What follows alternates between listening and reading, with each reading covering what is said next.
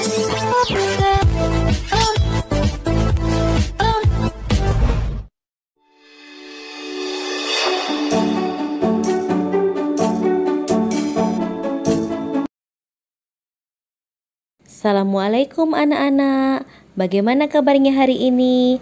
Ustazah harapkan kalian tetap sehat ya dan semangat walaupun belajar di rumah.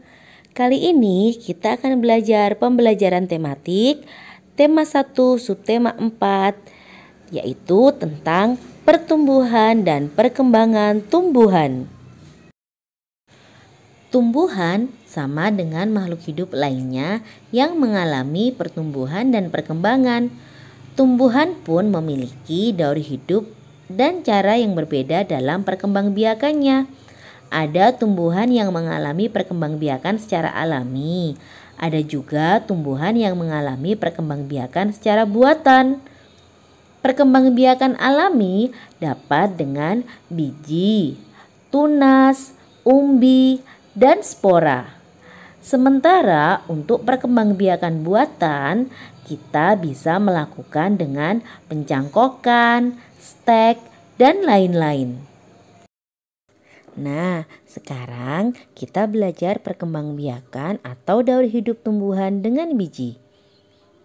Di dalam buah terdapat biji. Biji berkembang menjadi tanaman baru. Tanaman baru tumbuh menjadi dewasa dan berbuah. Perputaran tahapan perkembangan tersebut disebut siklus atau daur hidup tumbuhan. Contoh tumbuhan yang berkembang biak dengan biji adalah mangga, jambu, jagung, dan tomat. Selanjutnya adalah perkembangbiakan tumbuhan dengan tunas. Tunas adalah anakan yang tumbuh di dekat tumbuhan induknya. Ada tunas yang tumbuh di daun, contohnya tumbuhan cocor bebek. Ada juga yang tumbuh dari batang yang ada di dalam pohon, contohnya pohon pisang dan bambu.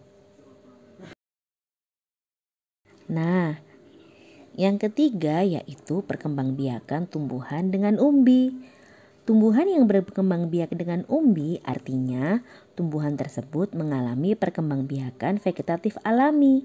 Perkembangbiakan vegetatif alami adalah perkembangbiakan secara tidak kawin pada tumbuhan yang terjadi dengan sendirinya tanpa bantuan manusia. Ada 3 macam perkembangbiakan dengan umbi. Yang pertama, umbi batang. Umbi batang adalah batang yang tumbuh di dalam tanah dan ujungnya menggelembung menjadi umbi. Contoh tanaman kentang, ubi, dan tela. Yang kedua yaitu umbi lapis. Umbi lapis adalah pelepah daun yang berlapis-lapis. Contohnya bawang merah, bawang putih, dan bawang bombay. Yang ketiga yaitu umbi akar. Umbi akar adalah akar yang membesar berisi cadangan makanan. Contohnya wortel, singkong, dan lobak. Yang terakhir yaitu perkembangbiakan tumbuhan dengan spora. Spora adalah sel yang berubah fungsi menjadi alat perkembangbiakan. Ukuran spora sangat kecil dan berbentuk seperti biji. Spora tidak dapat dilihat secara langsung. Untuk melihat spora, kalian bisa menggunakan mikroskop. Nah, jenis tumbuhan yang berkembang biak dengan spora adalah ganggang, lumut, tumbuhan paku, dan lain-lain. Nah, selanjutnya kalian tahu nggak kalau bagian-bagian tumbuhan bisa kita buat menjadi karya seni rupa, yaitu karya seni rupa mozaik. Apa itu karya seni rupa mozaik?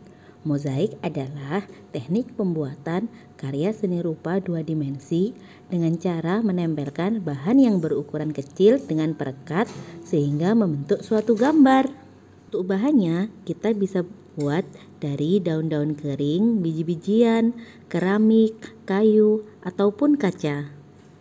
Berikut contoh karya seni mozaik. Yang pertama dari biji-bijian. Selanjutnya dari keramik, atau potongan keramik atau kaca. Yang ketiga yaitu dari daun-daun kering. Dalam membuat karya seni, kita dapat menggunakan 3 teknik dalam pembuatannya. Yang pertama, teknik potong. Yang kedua, teknik lipat. Dan yang ketiga, teknik sambung. Selain digunakan untuk membuat karya seni, batang dari tumbuhan bisa kita gunakan sebagai alat permainan. Salah satunya yaitu permainan rangku alu. Rangku alu dimainkan atas 2 kelompok. Yang pertama pemegang bambu dan yang kedua adalah pemain. Pemegang bambu terdiri dari 4 orang yang berjongkok dan membentuk bidang persegi dengan memegang 2 bambu sambil bernyanyi. Yang kedua yaitu kelompok pemain. Kelompok pemain akan mendapat giliran yang akan melompat di sela-sela bambu. Permainan yang kedua yaitu permainan gatrik atau lompat ukur. Lompat ukur bisa menggunakan sisa dari batang singkong yang sudah tidak terpakai. Cara bermainnya sangat mudah. Yang pertama, siapkan garis batas sebagai garis tanda awal lompatan. Yang kedua, siapkan batang singkong atau bambu untuk alat mengukur lompatan. Yang ketiga, mulailah mengambil ancang-ancang. Yang keempat, berlarilah sampai garis batas lompatan. Yang kelima, melompatlah sejauh-jauhnya dari garis tersebut. Dan yang keenam, beri tanda batas hasil lompatanmu. Yang ketujuh, ukurlah jarak lompatanmu menggunakan batang singkong atau bambu. Dan yang terakhir, urutkan temanmu dari yang paling jauh lompatannya. Mudah bukan anak-anak? Dalam melakukan permainan tersebut, kalian harus melakukan kerjasama dengan baik agar dapat terhindar dari hal-hal yang tidak diinginkan. Contohnya, cedera dalam permainan. Kerjasama merupakan wujud sikap bersatu dalam keberagaman. Keberagaman merupakan bagian dari kehidupan kita. Bersatu dalam keberagaman artinya hidup rukun dan saling menghargai perbedaan. Beberapa manfaat kerjasama antara lain, yang pertama, terbentuknya persatuan dan kebersamaan. Yang kedua, meringankan beban pekerjaan. Yang ketiga, mempercepat penyelesaian pekerjaan. Dan yang keempat, meringankan beban biaya yang akan ditanggung. Demikianlah pembelajaran tema 1 subtema 4 kali ini. Apa saja tadi yang kita pelajari anak-anak? Yang pertama yaitu perkembangbiakan tumbuhan. Yang kedua, karya seni mozaik. Yang ketiga, permainan rangku alu dan gatrik. Dan yang terakhir adalah kerjasama.